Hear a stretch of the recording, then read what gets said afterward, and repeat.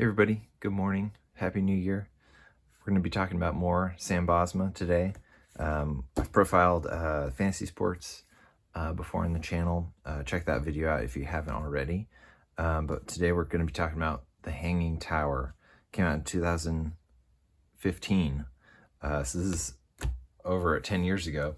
It was hugely influential to me when it came out. But first, I want to show my graphic novel. I'm a cartoonist as well, and I write and draw my own comic books. This is my first one, published 2 years ago, and I'm working on the second one right now to follow in the series. But you can purchase this. I think there's like one Amazon copy left, and the rest are on from me. They're coming from my house, touched with my hands, straight to you. You can go to my web store, benjaminshipper.com, to purchase it, and I'll draw on it for you. So yeah, man, 10 years ago, I cannot believe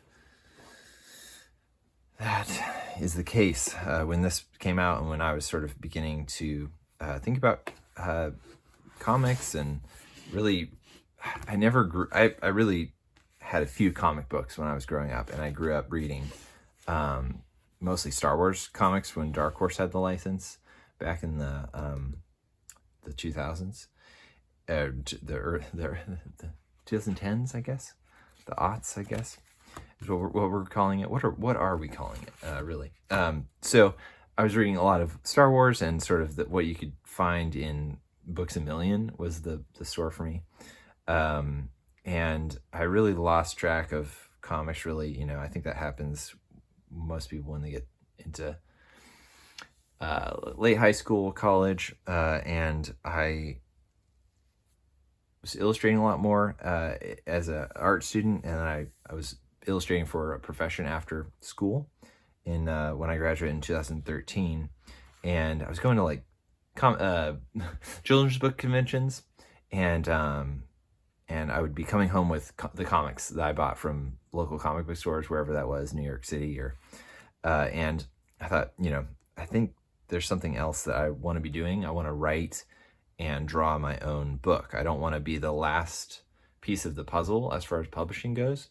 I want to be able to deliver the whole thing. So I want to also draw what I want, and so therefore, if I can write it, then I can draw it. That would be the best. So I definitely had my sights out for creators who were doing both, and Sam, I probably, maybe a lot of people, found his work, I think, through the Lord of the Rings series that he did, or maybe it was The Hobbit. Certainly a Tolkien series that he was doing, and those were really influential, I think, to a lot of people, or at least they got him on the map, in my opinion. Sam, correct me, please, if there's something else that got you on the map, but that was on my radar. And then he started publishing smaller stuff. This inventory, I don't know which year this came out, but very soon after, early Bosma, let's just say that.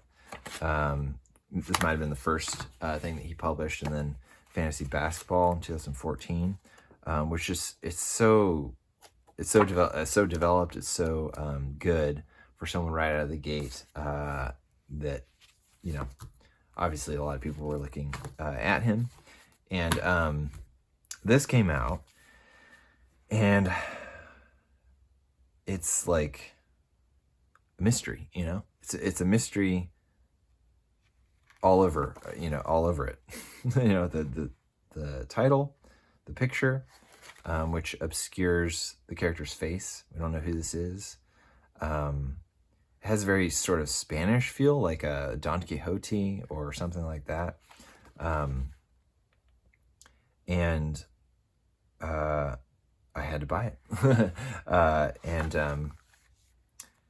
it arrived, I opened it, and I think it probably changed my trajectory, or at least the kinds of stories that I was thinking of writing, or the genres. So I was influenced by Mike Mignola, of course, and really loved what he was doing with Hellboy, which is set in kind of a 80s, 90s modern world with influences of the supernatural and an ancient kind of world back there, and also a literary one.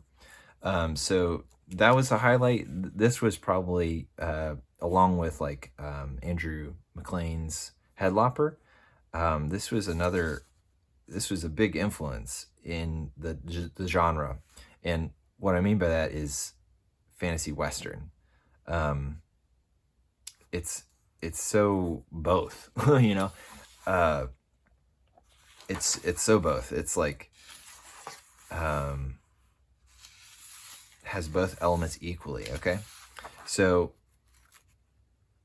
also like how to tell a story. So I don't know if I can go through the story just linearly because I'm talking about all the sort of meta or the big framework, but it reads like a good cartoon or even like a good novel where you get pictures and you get conversation between the actors, and it moves through conversation, and through it you get to know what's happening. There's no chunky exposition.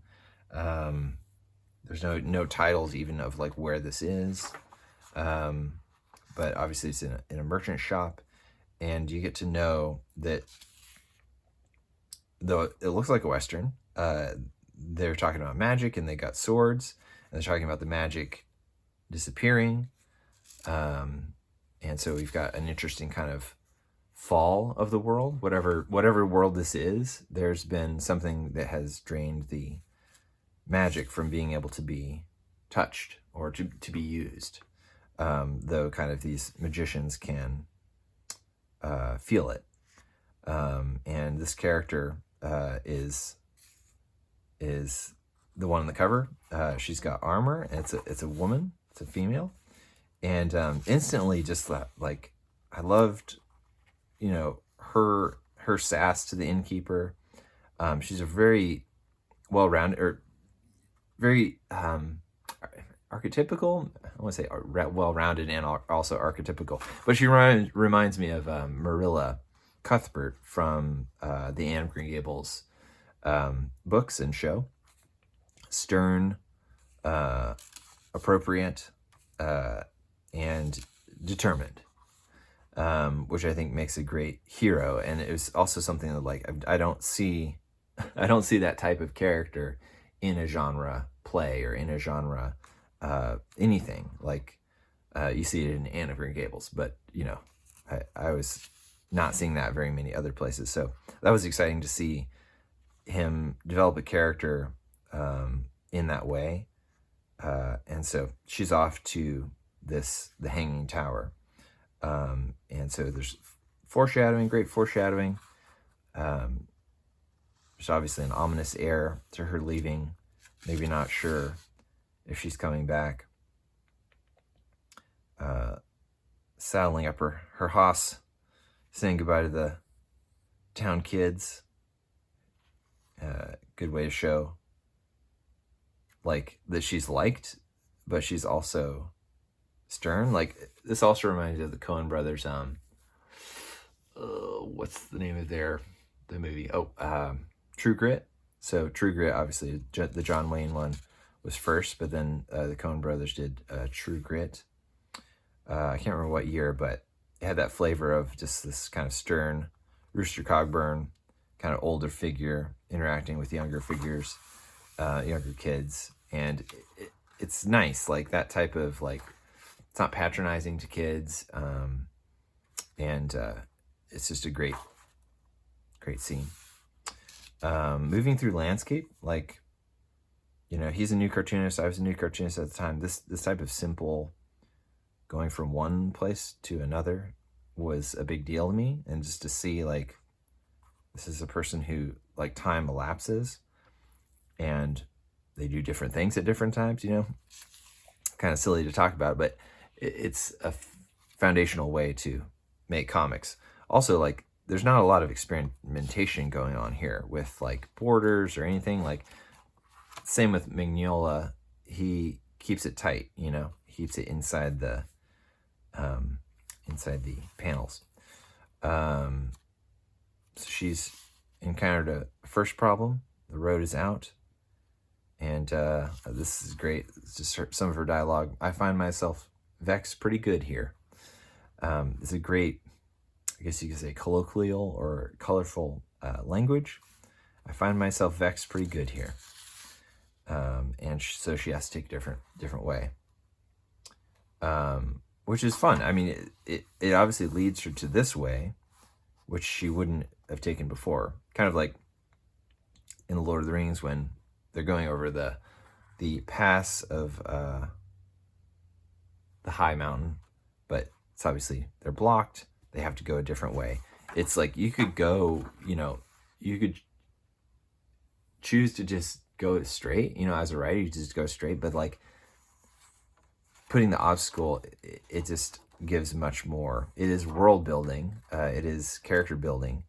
It does so many things, even though it feels like a dead end. It is a dead end, but what does that character do in the dead end? And what's their next option?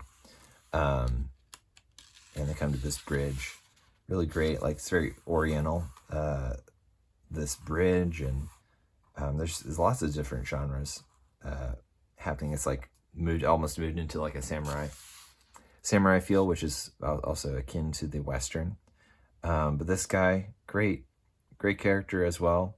Like he's just doing his job, reading his little thing, his little beware speech, to ask for money for the crossers. And we find out that he's also some kind of mage that is now working for the wrong side. And they tussle, they fight.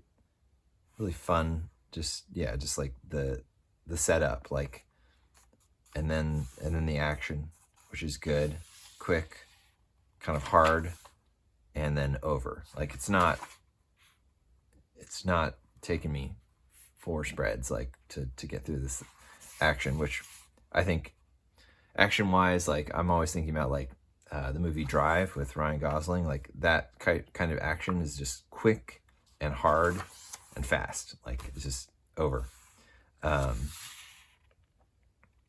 She gets the best of him thanks to her armor. Like this is a great like setup. Like her armor is like a clamshell, so she can drop down, and the force of the blade, like it doesn't impact her neck or shoulders or head. It's like absorbed by the armor itself, so it's just like perfect. Like, and then his sword goes into the side of the bridge. She like takes that sword out by this little hammer thing, and it's great. It's like such a good way to use the environment. I feel like these characters are actually somewhere, a certain place, a certain time. Gets the best of him, moves into this lonesome valley neighborhood or town that is obviously seen better days. Ghost town, another classic Western motif. She approaches the tower. Does she? Let's see. So is this the tower hanging? I'm actually not sure. So she climbs stairs, sees these guys, and feels very much like, what was it, like I Am Legend, where the vampires are just kind of in that room, dark room, sort of around something, and they haven't woken up yet, so she sort of gets around them. Spooky tower, goes up the stairs,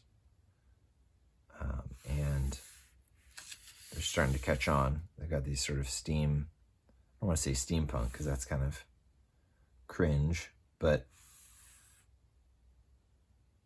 these automatons that are smoking, kind of powered by some sort of fuel.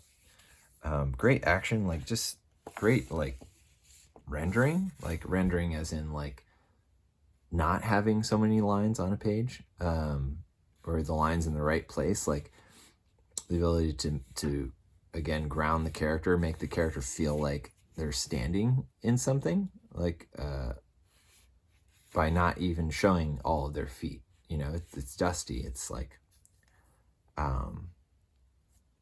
they don't have to be. You don't have to render everything about the form of the character. You can let things, especially the connection points between the feet and the floor, just go. You know, very sophisticated choice, I would say. She's in the tower. She sees this character, Storm from X-Men. Maul is her name, I think. No, Maul is the older woman, and Eudora is the younger witch or wizard. And they begin one of my favorite things about fantasy, or just books in general, is talking about the structure of the world, the higher principles, and how they interact with them. Really, I think characters are made of what they believe, just like we are. Like we are what we believe. And so when we get to hear what people believe, what characters believe, it clears things up, but it's also not like we know everything about what they're saying. So I won't read everything or explain everything about their situation, but it feels very much like the older magician is coming to not just rescue her, but to reinvest in her, come back to check on her. And there's been obviously time passed between them, and so they've got to catch up, and they've also got to say a few sorries, I believe. But really nice, like, connection to the characters. Definitely feel real. And then they're ready to get out of there. They open the door, and she goes out first, closes the door. The younger mage looks back. This is just great, like, character acting without words. And her hands in her face there, we assume crying, and then the door is open. So there's something that she feels about leaving this place, obviously. So killer teaser that we and probably me and anyone else who got this book. I don't know the print run. Sam, if you want to comment in the comments below and tell me how many of these you printed, and if you ever want to do more of them. I think that's, whoever got this was like, all right, let's go. What's the next, what is the next episode? Because it feels just like a perfect tee up for a big series and a sprawling kind of narrative. So that was very inspiring to me. It was like, all right, like I can try to do something like this, where it's not, it's a new thing, and it's a new world, and it has its own rules, and things are communicated through dialogue. So that was, there's probably even some, this should be more embarrassing to me than it is. This character, or even the whole scene about the bridgeman asking for money to cross, or just posing a threat, it's very similar character. And I don't know if it was a conscious swipe at the time, but it was certainly something that was in me, when I was in my 20s, and was like, oh, that's what a bridgeman looks like. And so I carried it over into my work. But just goes to show, like, just when it's an archetypical kind of thing, when great artists sit down and do things. So, wow, great. I don't know if there's any more for sale. You should check Sam's website. I think he has a web store. But I know, I think like No Brow has like new editions of like fantasy sports.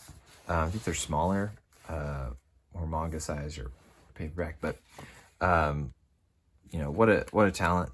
Sam's doing stuff in animation now, probably maybe forever, because comics don't pay. And he lives in California, I think.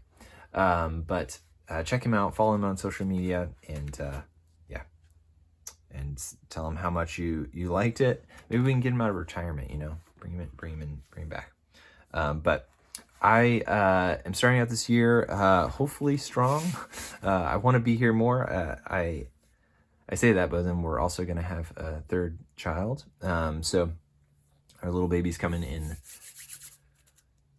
Valentine's Day. So that's when stuff gets real. But I'm going to try to do more on Substack and blogging there. And I need to figure out how to tie it all together. So blog, website, Substack, Instagram. So I'm in the process of figuring out what it is that I am going to, how I'm going to interact with you through the computers, through these screens, which I think is an important conversation, but it's an important decision to know what, for me at least, what it is I'm doing and why I'm doing it while I work on my other comics. So it's not like stuff isn't busy for me, but I will try to be here more regularly. For now, thanks so much for watching, and hope you have a great start to your year.